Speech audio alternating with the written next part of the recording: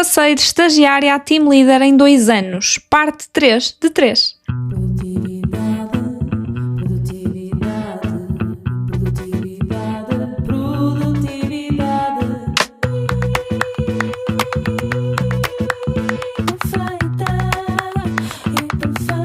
De Carolina João Fernandes. Olá! Se não ouviste a parte 1 e 2, toca a ouvir, porque esta é a última parte, onde vou contar os últimos 2 pontos que eu considero que fizeram a diferença na minha evolução profissional e especificamente passar de estagiária a team leader em 2 anos numa empresa. Então, outro ponto relevante, continuando então a conversa do último episódio, foi vestir a camisola da empresa desde o dia 1.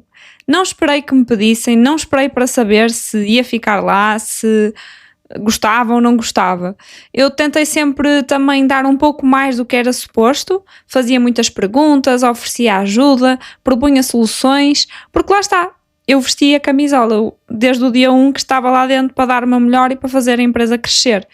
E eu tentava ao máximo cumprir os horários estabelecidos, mas se fosse preciso também abria exceções, como aconteceu algumas vezes, mas também depois do outro lado percebia que havia alguma flexibilidade, se eu precisasse de alguma coisa, de chegar mais tarde, de sair, etc. Esforçava-me também por me atualizar na minha área, por procurar saber mais. Felizmente também me deram algumas oportunidades de cursos, formações, que foi também muito bom naquele meu arranque. Também gostava de perceber com quem tinha mais experiência como é que as coisas funcionavam e tentava também sempre saber mais do que só a minha área, ou seja, eu não gostava muito de estar só naquela caixinha, porque eu acredito mesmo que a magia está na ligação entre vários pontos e não numa pessoa, numa equipa isoladamente. Portanto, para eu crescer a minha área, eu acreditava que também tinha de perceber melhor sobre o negócio, sobre outras equipas, para conseguir fazer com que a minha equipa, ao crescer, estivesse alinhada com tudo o resto. Eu, ao longo do tempo, também fui mostrando que me importava, não é? Não só com o meu trabalho, mas com o impacto que ele tinha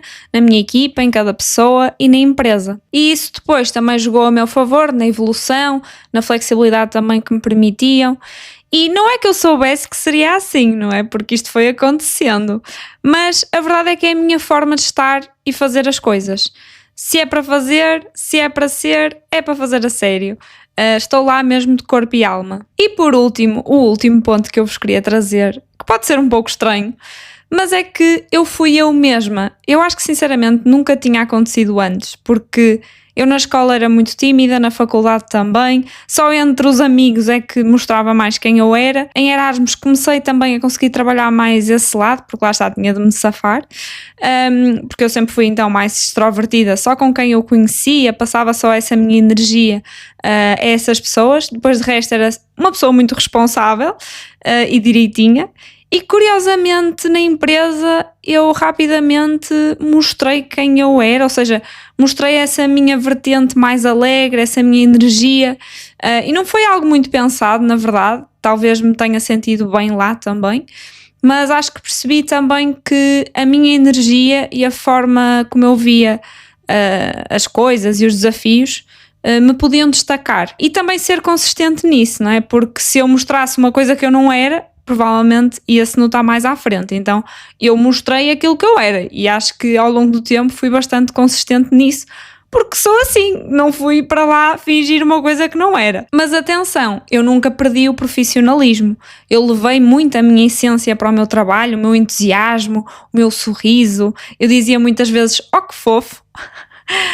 Muita gente da empresa conhecia esta minha expressão, que eu digo esta frase muito no dia a dia, e é isso, ou seja, eu acho que ajudou ser eu própria para também não estar preocupada em ser outra coisa no trabalho, e isso também ajudou no crescimento profissional, porque eu estava simplesmente focada em ser a melhor profissional que eu conseguia ser e também ao liderar a equipa, porque a equipa sabia com o que podia contar de mim. Eu acho que também tive sorte na empresa onde estive e com as pessoas que me apareceram no caminho nessa altura, para que tudo isto acontecesse e a minha experiência fosse maioritariamente positiva. Claro que há sempre desafios e houve muitos desafios neste caminho, eu estive lá há 6 anos, mas não era o objetivo destes episódios contar-te isso. Mas sem dúvida que a preparação que eu fiz antes de ir, a minha atitude perante os desafios e estes 4 pontos que eu te falei nestes últimos episódios, se não acontecessem, eu tenho a certeza que a minha experiência tinha sido outra, mesmo com a mesma empresa, mesmo com as mesmas pessoas. E olhem, assim para finalizar, crescer profissionalmente não tem que ser um sprint, é uma maratona.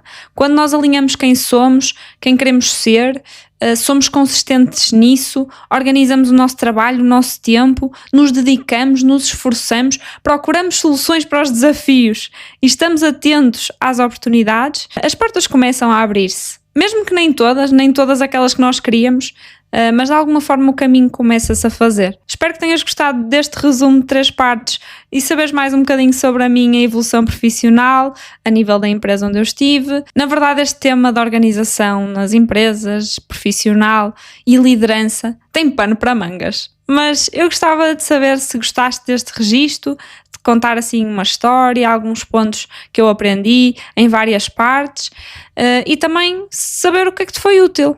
Ok, gostava imenso de saber aquilo que reteste da história, aquilo que vais tentar aplicar, aquilo que fez sentido para ti, para eu também perceber aquilo que vai fazendo sentido partilhar por aqui nestes episódios.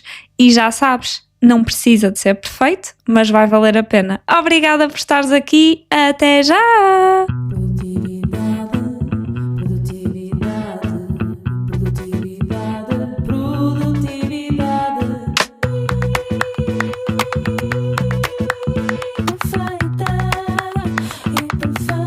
Carolina João Fernandes.